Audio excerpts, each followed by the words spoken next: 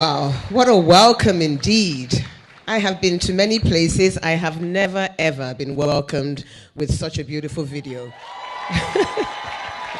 Thank you so much. Thank you so much for inviting me to speak. Please, God, don't make me nervous. Honestly, every time I speak, I'm nervous, so I think it's just one of those things. But I want to start by just saying a big, big thank you to Pastor Sam and to my sis Nika. Thank you so much. It's wonderful to be here with you all this morning. Sorry if I'm sounding a little bit nasal. I have a really bad cold I've been fighting, but I said nothing was going to stop me from being here today. So thank you so much for inviting me once again and standing, here before all of you this morning. My feet are kind of a little bit shaky, but I'm going to try and do my best to do this. So yes, here we are, speaking yet again. Every time I'm asked to speak at events, I often say to myself that, what am I going to talk about each time? I pray about it, I think about it. Maybe it could be something based on what had happened to me that week, or happened to me a few months ago, or sometimes even years ago. So for the last week or so, I've been thinking about what will I share today? What should be? Yes, it's about talking about the success in the entertainment industry, but from what perspective? So I said I was going to I now put together a list of tips that I know have worked for me. And sometimes it's really about personal experience. It's about the things that work for you. And all one can share are those things that work for you, hoping that you can then find a way to customize it to possibly work for you. If it works for me, it may also work for you. It's sort of like a recipe. So I put together a number of tips. And I'm getting more and more active on social media now. So every month also I share a tip on social media. I know my guys want me to be way more active, but I'm like, listen, I'm 52 years old. So, I'm leaving that to this generation. So, sometimes, I'm absolutely amazed about what goes on social media. Some people are having a bath. I'm in the bathroom. I'm doing my hair. Look at my new shoe. I'm like, I can't keep up with all that. So I do try and sort of tweet maybe once every other day, and also use it it's important we use social media for the right reasons. I think there's a lot of wrong reasons, and it's become sort of like the lifeline of so many people that are really fantasizing about their lives rather than actively doing something about their lives. So please, it's not my tip number one, but I would say, please, let's use social media in a positive way that can impact ourselves and impact our society and the people around us. So I have a few tips for success that I'm going to share. And my very first, before I actually go into the tips, let's talk about why we're here. Maximize your influence. And what is influence? Influence is such an important thing for all of us to have. And I actually went online and I said, what is the definition in terms of, what is that definition? And it's the capacity to have an effect on one's character, development, behavior to something, someone, some situation around us. That is those words are so impactful in that we all have influence, but how are we using the influence that we have on the people around us and the things that are happening around us? I don't think there's anyone in this room that doesn't know about what's happening in the United States of America when we look at Trump and we look at Clinton. And many never ever thought that Donald Trump will get to where he is right now. But that is because he's had the capacity and the ability to influence a certain group of people who, for whatever reason, I was watching CNN this morning. Yes, please always watch Ebony Live TV. But this morning, I was watching CNN, and there was some guy that said, I don't care what he has done. I am voting for him. And I'm thinking, wow, look at the impact of the influence that Donald Trump has had on that. And they're saying that, it's so close, in the polls, they're neck and neck. I'm thinking, wow, how can he be so close to someone, in my opinion, that is as principled as a Hillary Clinton? But again, it's back to influence. Maybe he's saying what they want to hear. If we go back to Brexit in the United Kingdom, nobody ever thought Brexit would happen. We all went to bed, I was in England at the time. I woke up and Brexit had happened, and I was like, oh my God, what's going on? But it is, again, the influence they have and what they are saying to get those votes. It doesn't mean they're going to do it. It's just simply the influence that we have on the next human being around us. And influence depends on how strong is the next human being that you are conversing with or you're communicating with. And that's why suicide bombers exist. Why should anyone be able to tell somebody that you're going to have 7 brides in heaven if you go and throw this bomb somewhere and kill millions of people?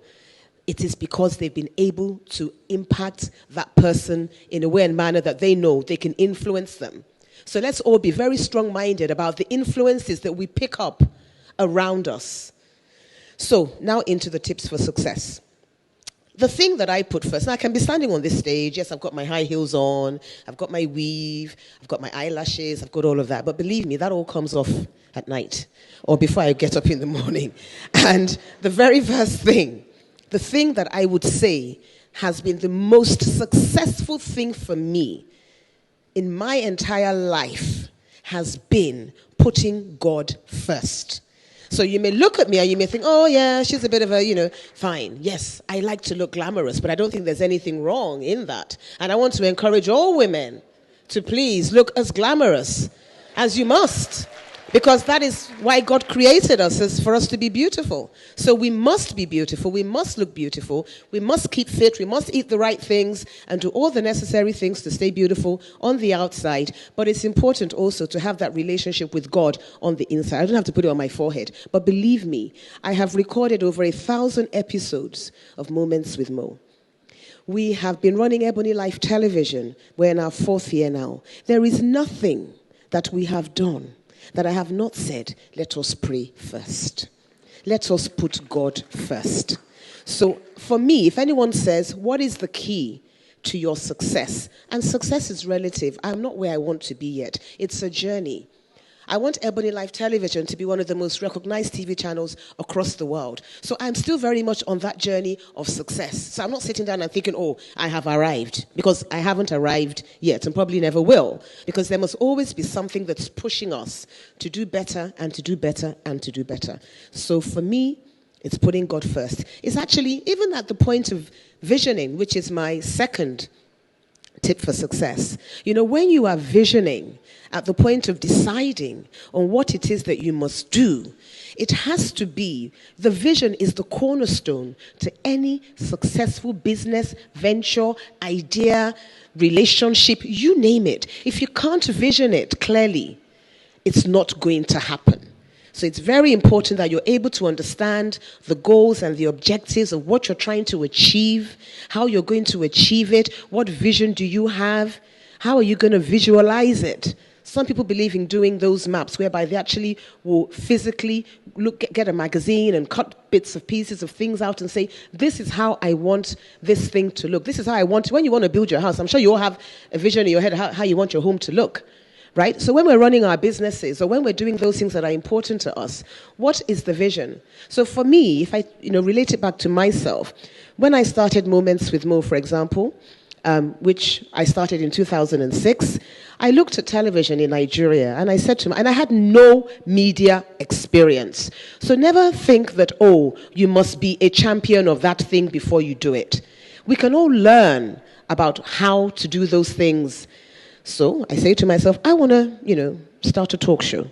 Because I think, not just because I want to sit there and look pretty, which I am. No, that's not the reason. The reason is to be able to have a platform to engage. A platform through which I can communicate, I can anchor, I can talk about topics that are important in a local environment. Now, I go along to Mnet, cold, absolutely cold. So never have any fears about the fact that, can I go to someone I do not know? Let me tell you something else. Most of the people that have helped me in my life have been complete strangers. The people that I really, really know that are my friends, I'm not saying they don't help me, but in terms of when I look at all the businesses that I have developed, I must say my investors, my partners, in most cases have been complete strangers. And I think that also adds to the point that you know that you are on the right path. Because at some point or another, you're going to be introduced to people in your life that are going to be those that are going to help you achieve the vision you have that you want to realize. But to go back to the fact that here I am saying I want to start a talk show, Moments with Mo. I had no experience. And, I've shared this testimony a few times. I literally was sleeping, woke up in the middle of the night, and I always sleep with a notepad by my bed. And you may want to do that sometimes. It may help you so that, because sometimes you wake up in the morning, you have forgotten what was going through your mind at 3 o'clock in the morning at that time. So I have a notepad continually. And I'm a writer. I know today, the lady that actually brought me in said, do you have an iPad? I believe in iPads, but sometimes if I'm sitting here now, standing here, and the iPad refuses to function, what will I say? But at least my paper cannot disappear in front of me. So that's why I've got a sheet of paper here. So I made my notes, that night to myself as I woke up at 3 o'clock in the morning. And it was as if God was, I was just writing and writing and writing and writing how Moments with Mo was going to be, the vision for Inspire Africa. I was just writing it all down. And I woke up in the morning and I couldn't believe what I had written. And I took those notes and converted it into a PowerPoint presentation. In my previous life, I used to run a consulting agency. So presentation skills are really important. Whatever idea you have in your business, it's important you are able to communicate it effectively to the people around you that are going to buy into that vision. So if you don't know how to use a PowerPoint presentation, please, I really would like to encourage you to learn how to do that. So I put my notes down. I made it into a beautiful presentation, started now going out and engaging, people and saying, this is the plan that I have. And initially I spoke to professionals that I had known, maybe a few bank MDs here and there, other colleagues in the oil and gas industry, and they were really concerned for me. They were like, Mo, you want to become a TV presenter. And you see, that was the bit of the vision that they could see at that point. So I therefore had to elaborate again and say, yes, I'm going to present this show, but you have to understand that it is important that, media is such an important tool of communication. Without media, how many of us would know what's going on in the world today? How would we even know what's going on in Nigeria today? Every form of media, from radio to television to the internet to music to fashion, is all part of that value chain of entertainment. So I had to break it down, and eventually, may his soul rest in peace, Uncle T, at the time, who was then the MD of Guarantee Trust Bank, said to me, okay, Mo, now I understand what you're trying to do. And that's how I literally got started. Okay, fine, this is what you want to do. How? You have to put the building blocks in place, right? It's all very well having this big idea about you have a project that you want to do, but how are you going to make it happen? And it's the difference between having a dream come true and not come true is the action in between. We have to move from a place of thinking and fantasizing and visioning, which is really important, to a place of doing. And that's often sometimes where we lack and where we fall down, is when we get to a point of how am I going to execute? What are the building blocks? And one thing that I do really well is my to-do list every day. I look at it myself, I'm tired, but it's okay. Let's start to break down all the nitty-gritty. Okay, I've never done this before. I need to go on a training course. Okay, you want to go on a training course? Where am I going to go on the training course? I've got to go on the internet. I've got to do the research. I've got to find the best courses. I've got to look at the cost of going on the course. When can I go on the course? Etc., etc. That was one part of it. Okay, you're going to make this TV program. Where are you going to put it? I said, okay, fine. Let me go along to Mnet. So I went along and had a conversation with them at Mnet. And normally they will only, it's only when they put out a submission to say, okay, we're looking for this or we're looking for that. They weren't looking for nothing. I just went along there. So I had a meeting with them, thank God, after sending several emails. It's not on the first email that someone is going to reply you. Sometimes it could be the 100th, it could be the 200th, it could be the number 1,000 email. One thing is, never give up. I send emails until they get tired, and they're like, okay, come for the meeting. So eventually, after I think about 6 months, they were like, okay, come in for this meeting. So I went in, I had the meeting, had a beautiful presentation to make. Eventually they were convinced. But initially, they said to me, we have the Oprah Winfrey show, we have the Ellen DeGeneres show. And I said, I know you have these shows. But how does that affect my life living in Lagos, Nigeria, or the life of all of us here? Something as simple as going on a diet. If I'm looking at the Oprah Winfrey show, she's probably going to say, eat asparagus and eat spinach. Am I going to find asparagus in Lagos? No. So let me find something that I can eat in Lagos that I can still diet, and I know it's going to work for me, right? So maybe if I'm eating beans in the morning for breakfast, or I'm eating a little bit of moi moi, or whatever the case may be. But let's localize it. We also, as much as we are dealing with simple things like I want to be on a diet, we're dealing with fundamental issues on Moments with Mo at that time, and still now. Domestic abuse. Your husband is beating you, you don't know what to do. Okay, the lady in America can call 999 or 111. What does the lady in Nigeria do when she's being beaten by her husband? What does she do? She needs to have somewhere to go, someone to talk to. So we bring people like Josephine, that runs Project Alert on the show, to come and talk about this is what you need to do to get out of it. Yeah? I've had Sisnike on the show talking about the great work and promoting the work she's doing in the orphanages that she's running. So we have run so many episodes talking about local celebrities, local heroes, and those that have gone from being victims to victors, and ordinary people doing really incredible things. And that is what Moments with Mo became, and that is what I wanted it to become. And that is how that dream was realized. But I had to go as far as America to look for a role model, which was Oprah Winfrey. She had a box set of about her 25 years in the industry at the time. I bought it, I watched it, I studied it. I had a trainer that I used to train with every weekend in Lagos. He would record me. I would be practicing with sort of like a guest, would play back. He would say, no, do it this way, do it that way. So I had to be able to put all those building blocks in place. So I had this meeting with Mnet, and they then said to me, how are you going to pay for this program? We can't commission. Commission means when they pay you to say, go to bed, here's the money. They were not going to commission. They said would license. License means they're going to pay you XYZ per episode, which means you need to already have made the program already. How am I going to make this program? Okay, I need a studio. I had no studio. Now, we don't have enough schools or hospitals in Nigeria, let alone studio. So, nobody had built one at the time. So I was now looking around, how am I going to build a studio? Where am I going to use for a studio? I went to Silverbird. Silverbird said they're going to charge me 1 million per episode. 1 million per episode. Okay, I can't afford that.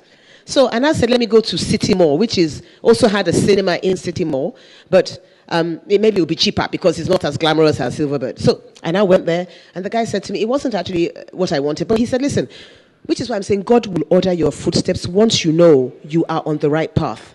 So he says to me, we have this space next door. It's not been finished. It's still pretty much just the carcass. But if you want it, we can rent it to you. But one thing about a studio, you need to have high ceilings. And thank God this space had high ceilings. He now says to me, we can rent the space to you. You know, you can do it up. I was like, wow, great, thank you so much. I was able to take the studio. But no, I didn't have money to pay for the studio. So I went around making presentation upon presentation, talking to people, convincing them they have to sponsor, these are the benefits. You must find benefit for your sponsors. You know, people just think, oh, I want you to be my sponsor. Sponsor of what? What is the benefit to them? So you must be able to offer them value. So it was very important for me to be able to put pen to paper to say, if you are going to be a sponsor of Women's with Mo, this is what I would do. My very, very first ever sponsor was actually MTN. So I was able then, Mr. Akingbade was then the chief marketing officer. I went along, made presentations to him. I said, okay, every advert break would be an MTN advert. I would use yellow on my couch. I can have you on the show as guest. You can talk about what you're doing in your CSR programs. You can talk about different things on the show. So you have to make it relevant to the sponsor and let them feel a sense of ownership. So he said, okay, well, that sounds really interesting. But when you've made the show, come back and let me know. I still had no money for this show. So another friend of mine, Mark Atase, who then was running a project called Incubators to help small businesses get started. I said, Mark, how on earth am I going to find money for this thing? He says to me, Mo, you're looking for too much money. Because I wanted to find money to maybe record for a whole year. He says, why don't you break it down into a quarter? Once you can successfully do a quarter, maybe you would then find someone else to go on to the next quarter. I didn't like the approach, but I said, look, listen, I had nothing to lose at that point. So we now cut the budget down to money for a quarter. I went along and had a meeting with Mr. Shola Akinfemi, who was then the MD of Skybank. I did not know him from Adam, complete stranger. I made a presentation to him. He said, Mo, there's so much passion in what you're saying and what you're doing. We're not going to sponsor, we're going to invest in your business. And I swear to you, I'd never met this man ever before then. I said, invest in my business. They had this SME scheme they were running. They put a certain amount of money into Inspire Africa, became an owner. I bought out their shares later when the business was doing well, and that is how I got started with that injection of capital. But before I got to that point, I had probably been walking the streets of Lagos, for over 8-9 months with nobody telling me nothing. At one point, someone had promised something. Then I employed a head of corporate affairs she came in and she was like, you know how we women don't sometimes like each other, So I'm going along for this meeting to meet this head of corporate who was another lady. Oh my God, she just said, sorry, unfortunately we've had a change of strategy. I was distraught. I thought, oh, Father Lord. But then soon after, Mr. Kifemiwa came. So that's when I knew that, Father Lord God, this is something that you want me to go out there to do. Because if he didn't, he's not going to be able to tick all the boxes. Mnet says yes. MTN says yes. Mr. Kifemiwa says, here's some money for you to get started, for Skybank to get started. So I was able to tick those boxes and I was able to start running Moments with Mo. Now, that's one thing. You've got all the finances in place. Okay, now I needed to now get a crew, a production crew. Now, we shot 4 episodes until Mnet accepted them. They were like, this is rubbish, this is rubbish, this is rubbish. So they rejected. It's only on the 4th episode I shot. The first, they said I had to do it's only on the 4th pilot that they actually accepted Moments with Mo. And each time we did a new pilot, my heart was in my mouth thinking, oh, Father, Lord God. And my first guest was Professor Wale Soyinka. And I chased him around everywhere, begging him. I'd never done this thing before. But he was like, I didn't really know him that well either. We've become very good friends since then. But the point, I wanted to start with someone that people would recognize and they would respect and say, wow, if he's a guest on my show, then anybody, as far as I'm concerned, can be a guest on my show. And, I've had the privilege of interviewing some incredible people, most of our presidents, so many African leaders, so many celebrities, including Hillary Clinton, by the way, So and that's when because how did Hillary Clinton happen? One particular day, I get a phone call from the American Embassy in Nigeria. And they're like, oh, she's coming to Nigeria. Would you like to interview her? I'm like, are you asking me a question or, And there was sort of like 8 weeks in between when they told me and when it was going to happen. And I said, Father, Lord God, please, I hope they're not going to change their minds. I keep calling, is she coming? Is she still coming? Oh, yes, yes. And it happened in Abuja. I must say that it was one of the defining moments in my career. And we all need to be able to find those defining moments in our career. So the planning is really important. Now, another thing is, it's really okay to have big dreams, Don't be scared of having big dreams. The bigger the dream, I believe, sometimes the smaller you may achieve of the bigger. Because you can imagine if you have a small dream. Because me now, I have this massive dream of conquering the whole world, which I haven't yet. But if I started by saying I want to conquer Ikeja, then maybe I'll only conquer my house. So let me start by saying I want to conquer this amount of space or this thing. And then I may land with a quarter or a percentage of that. Don't ever be afraid of having big dreams. And sometimes, another thing that I play around with in my mind is, whatever you're thinking right now, whatever scares you the most about the vision you have for what it is that you want to do, is probably the thing that you should be doing if you're not already doing it. So if there's something that's going through your own mind right this second, and you're like, oh, it's too big, I don't even want to think about it. Because sometimes we just put those things away thinking, oh, no, it's not for me. Who am I? Those that have done it, they're just human beings like you and I. So if they can do it, we can do it. And I think sometimes we underestimate the value within ourselves. We must look to know that you can achieve anything that you put your mind to. I have a saying that also came in the middle of the night that day, that if you can think it, you can do it. It starts with a simple thought, a simple idea. I'm sure when Obama woke up and said he wanted to be the president of America, yes, they laughed at him. But he had a dream. Can you imagine wanting to be the president of America? And he had that dream. And I'm sure he must have been afraid, but he decided, I'm going to exercise this dream. I'm going to work on this dream becoming a reality. And we can see all the building blocks that man put in place to become the president of America. They cannot find one thing wrong with that man. Because if they could, he would never have been the president. So his entire life, he'd been working towards that goal, knowing that I need to have a clean slate, I have to have a clean record. The worst they could say was, oh, they said he was born in Kenya, but we know that eventually they knew he was born in Hawaii. But some people thought they would put that out there. They couldn't find anything on this guy. So it's about preparation. How prepared are we for the dreams that we have? Because if we don't prepare to take on those dreams, it may never happen for us. So if things aren't particularly going in that direction, start to work on it. It's like saying you want to lose weight, but you never go to the gym. You imagine yourself being a size 10, but you go home and eat eba at 11 o'clock at night. It's not going to happen. But if you look at your diet, maybe only after 7, exercise, do all the right things, then you're going to see the weight drop off little by little. It's really okay to have big dreams. It's worth the effort when they come true. You will know how far you can go when you pursue your passion and never stop trying. Passion. Whatever it is, that thing has to be burning in your stomach. Like when you eat pepper and it's like, that's the feeling you almost have to have about the vision and the dreams and the things that you want to do in your life. If it's not burning in your gut, if you don't wake up excited about what more today can I do to achieve my dream, then you may not be pursuing your dream. It has to be burning. It has to come from within. Always have the courage and conviction to challenge the status quo.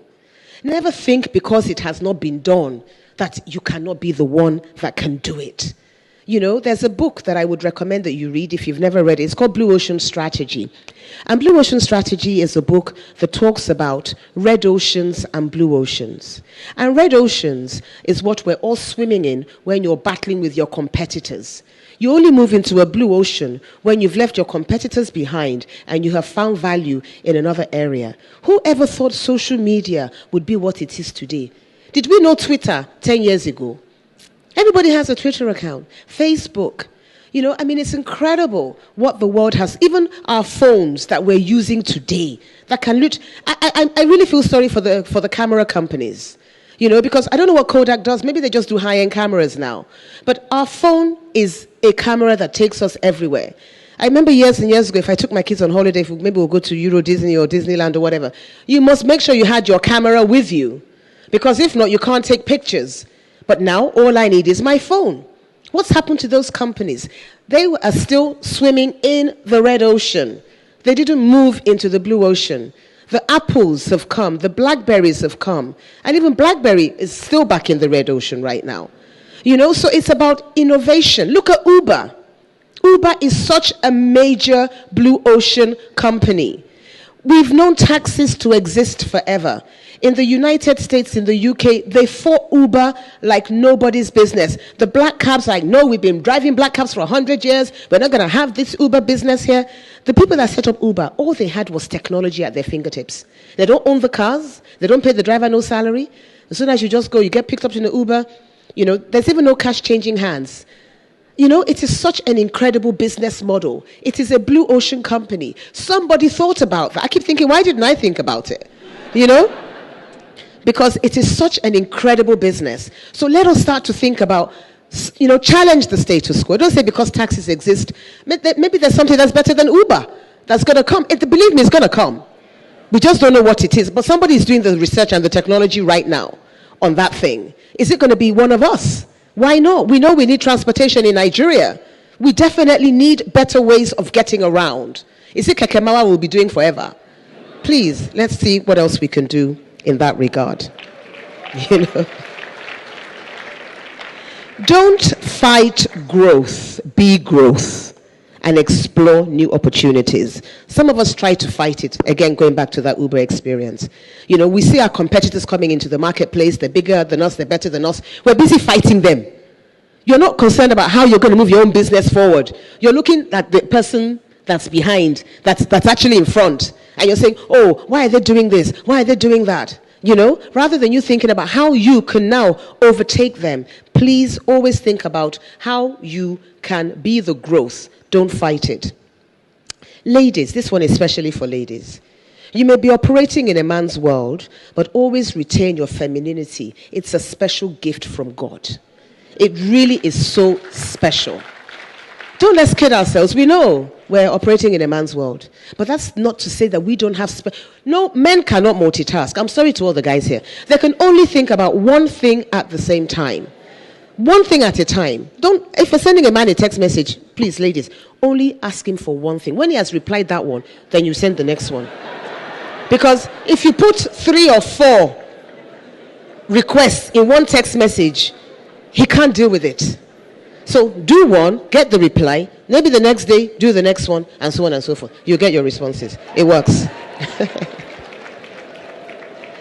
Spend more time with friends that encourage and support you.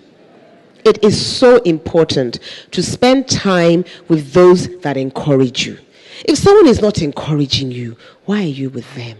You don't need bad vibes or bad negativity around you. Be around those that can encourage you, that can inspire you. They said, show me your friends and I'll tell you who you are. Yeah? So make sure that you surround yourself with really successful people, people that are doing well, that are climbing the ladder, so you can climb together. And also be a source of encouragement to the people around you. My dream is my dream. Your dream is your dream. We can't take each other's dreams. They're meant for each of us. So sometimes we're also very busy hiding our dreams. You must share your dreams. Because if you don't share them, no one's going to be able to help you achieve them. And I say in this life, there are 2 types of people. You're going to meet your dream makers, and then there are your dream killers. But one is just as important as the other. What I have noticed in my life with the dream killers is that when you tell them you have an idea, there's nothing they will not do to discourage you. They will tell you everything to discourage you. But you know what? In that discouragement comes words of things that I have to, let me go back and check when I get home. It's true what they said. But they're thinking they're discouraging you. They're actually helping you. So listen to your dream killers. But your dream makers are going to be those people that you just find, maybe you're out somewhere, and it's important to network. Don't think you want to start a business, you're sleeping in your house every day. You have to go out, meet people, go to functions, go to conferences, go to events, and all of that. And you're going to find that you could just be on a plane, you could be anywhere.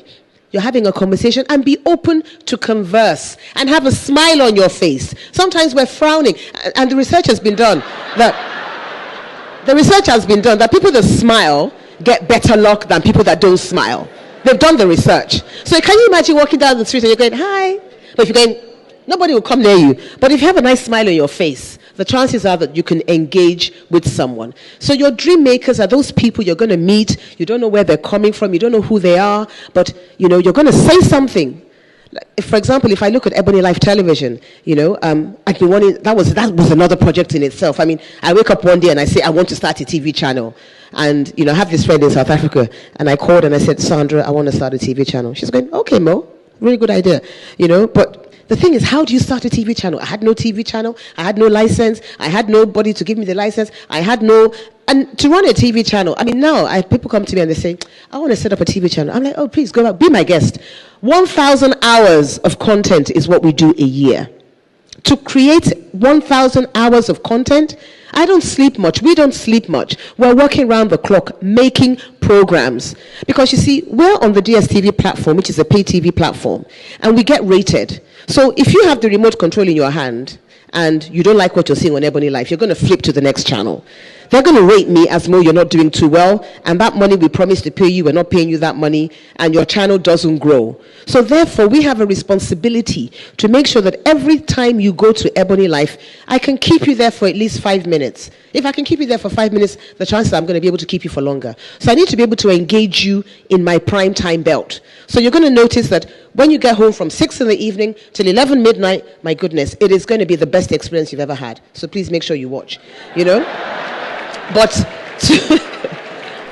to go back to the point of, talking about, your dream makers, a friend of mine, Oz Giwa, says to me, Mo, I want to take you to Calabar, to go and interview the then governor of Cross River State. And I'd put this thing off for like 6 months because I don't really like traveling, getting on a domestic flight. Each time I literally fast the day before. But, so I was like, okay, I kept putting off this trip. But eventually, I now decided to go to Calabar to do this interview. And it was about 4 or 5 years ago. And then I wasn't tweeting. And I was still doing Moments with Mo at the time. And one of my sponsors was a company called South Africa Tourism. And they said to me, if you don't start building your social media following, we're not going to sponsor your show anymore. And which is why I'm saying one thing leads to another. So I said, okay, let me start. It was a new year. I think we had to go to Calabar on the 1st of January. Can you imagine leaving your kids and everything and going? Anyway, I did. I got on a plane, went to Calabar on the 1st of January. So I just sent a tweet message. I think it was my second or third ever tweet saying, Happy New Year, greetings from Calabar.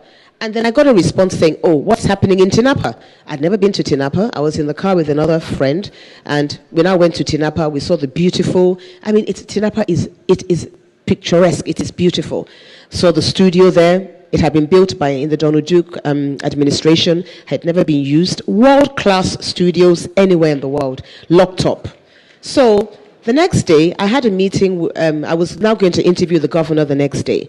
So I'd never met him before, which is what I'm saying, the people that you don't know are the most, So I now get to meet the governor. And I didn't know what to say. Like you're having a chit-chat with him before you start the interview. So the first thing I said was, Your Excellency, I went to Tinapa yesterday, beautiful place. How come it's all under lock and key? Nothing's going on there, And he said, well, Mo, we're looking for the right partner. I said, okay, maybe... I said, I'm also trying to get a TV channel started. But at that time, the fear of traveling, I just thought, I can't go to Calabar. I'm just not going to do it. But, on my way back to Lagos, before I left, the governor said, think about it. Is this something maybe you may want to partner with us on? And anytime I get on a 1-hour journey plane, I want to be busy till I land. So on the way back, again, this thing came where I was literally writing how we were going to move to Calabar, the operations there, the value add for the government of Cross River State and the people locally, put together a beautiful presentation and sent it to the governor and his team. And they bought the idea. And to the God that made me, that is how Ebony Live TV started. Now, on the one hand, Multi-Choice DSTV has said to me, that was another battle of 4 years of getting them to say, okay, we'll give you the channel. But one of the conditions was you must have a studio. You must have this. You must have so much XYZ cash. You must have this financial backing. Somehow, Cross River State was able to give us that financial backing that we needed. I didn't know him. Do you understand? So I'm just saying that when all things work together for those that love God. And honestly, that is how Ebony Live TV got started, right there in Cross River State. I had to move to Calabar, beautiful people, beautiful place. We had to move our entire team of over 160 people. We had to start finding houses, properties. It was incredible. But again, we were able to make it happen. And that is how we launched Ebony Live Television. To cut a long story short. Never be too proud to say sorry. I think sometimes one of the key things as leaders, or I find at times, is sometimes we're too proud to just turn around and say sorry. And my staff know me. Yes, I scream and I shout a lot, but if I get something wrong, I will accept defeat. I will say I'm sorry, because I just think it just brings a newfound respect when you can just say sorry to the people around you. And we're talking about influence, and all these tips I'm sharing with you, I believe are some of the successes that have helped with some of the successes that I have achieved in my life and the things that I do. If you make a mistake, it's okay, Sometimes we think we're not perfect, we're not God, so we're going to make mistakes. But I think what is important is to admit the mistake and to try not to make that mistake again. Let's try to see how we can work on making that situation better the next time. And another thing that I think we also suffer from in our society, because I'm running out of time, so I'm kind of rushing, is let's stay humble. Humility is so important. Let's get carried away in, I've achieved so much success, I'm so successful, look at me, my siren, my this, my that. We just get so wrapped up in that success at times that we forget to understand the meaning of humility, the meaning of compassion, the meaning of listening to the people around us and actually being there for the people around us, And it's important as we build our careers that we find a balance in doing those things. People often think that women, should they be at home being mothers? I have worked all my life. I have 2 children. My daughter is 26. My son is 20. I want to think that my kids are balanced, because I think what is important is to spend quality time with your children. I have friends that are housewives. They spend half their time at the salon doing their hair, or going out for lunch, or going out for dinner, or going to some event in the afternoon. But in their heads, they think that they're there, but they're not really there. But you find that you're the working mom, knowing that you're in the office from this time to that time. You take the time to spend quality time with your children. And also, my mom, my family, but also, what I also want to say is that it's knowing that you must be there when they need you the most. Like when my son was going to go do his A-levels in England, I had to take time off. We had to go to all the different schools, go round, I had to take, that was important. So I had nothing in my diary at the time except what I was going to do for him. So we know, which is why I'm saying that we women, we're very good at multitasking. You've got your mom to deal with, you've got your in-laws to deal with, you've got your kids to deal with, you've got the job to do, you've got your own life as well to sort out. But that is a special gift that God has given to women. And whilst I'm on the topic of talking about women, I want to encourage women here also to please be your sister's keeper. Today we're launching an event, which is why I'm happy I'm speaking this morning, because as soon as I finish, I'm going to Wimbiz at the Echo Hotel. We're launching something called the Ebony Life TV Sisterhood Awards. And what we're doing is we're honoring women in our society that have achieved. And it's really important to recognize the achievement of women, but it's also important to celebrate them, and it's also important to be there. We must be our sister's keeper. It is so important for us. I don't know why there's this natural resistance amongst us as women to support each other. And it is something we need to address. And as often as I can speak about it, I will speak about it. I can't be you, you can't be me. So why can't I support you as best as I can in achieving your dreams? And men do it all the time. Men are in business. Some men are in business, they don't even like each other. But it's a business transaction, they're going to get the deal done. But we women, I don't like her shoe, I don't like her hair, I don't like her... what's that? In the grand scheme of things, you don't like her hair? Oh, please. So please, let's stop being petty. Let's grow up and, we can. And women are doing so well right now. Look at England, look at Japan. By God's grace in America, we're going to have the first president of the United States of America. Yes. And these are role models. We need to keep building role models so that we know that one day in Nigeria, there will be a female president as well. I'm sure we'll do better than the men, right?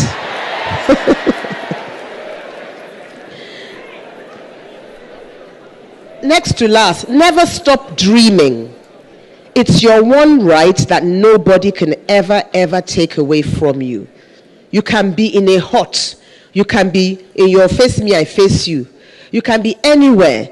Nobody can stop you from dreaming. They can't. It's your mind, it's your head. You have that capacity, that ability. Never, ever stop dreaming, please. Keep having fresh ideas. Never think because you had one yesterday and you executed it that you can't have another one tomorrow, because you surely can. And keep dreaming, keep innovating, And last but not least, always share your recipe for success with other people so that they can take and learn from those things as well. And I just want to wrap by saying again, if you can think it, you can do it. You can. Thank you so much. And God bless all of us. Thank you.